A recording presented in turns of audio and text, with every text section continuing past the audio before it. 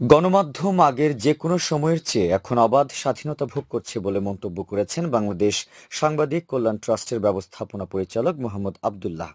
তিনি বলেন, মুক্ত সাংবাদিকতার এই সময়ে বস্তুনিষ্ঠ সংবাদ পরিবেশনে সাংবাদিকদের আরও দায়িত্বশীল ভূমিকা রাখতে হবে। আজ সকালে কক্সবাজার জেলা প্রশাসনের সম্মেলন কক্ষে বাংলাদেশ সাংবাদিক কল্যাণ ট্রাস্টের উদ্যোগে সাংবাদিকদের অনুদানের চেক হস্তান্তর অনুষ্ঠানে প্রধান অতিথির বক্তব্যে তিনি একথা বলেন। মোহাম্মদ আবদুল্লাহ বলেন, সাংবাদিকদের প্রতি বছর ফেলোশিপ দেওয়ার সিদ্ধান্ত নেওয়া হয়েছে। অসচ্ছল প্রবীণ সাংবাদিকদের মাসিক ভাতার আওতায় আনারও কাজ চলছে। এ সম্পর্কিত নীতিমালা প্রণয়নের উদ্যোগ নিয়েছে সাংবাদিক কল্যাণ ট্রাস্ট। ভারপ্রাপ্ত জেলা প্রশাসক নিজামুদ্দিন আহমেদের সভাপতিত্বে এতে জেলা তথ্য অফিসার আব্দুস সাত্তার, বিএফইউজে এর ভারপ্রাপ্ত সভাপতি ওবায়দুর রহমান শাহীন সহ সংশ্লিষ্টরা বক্তব্য রাখেন।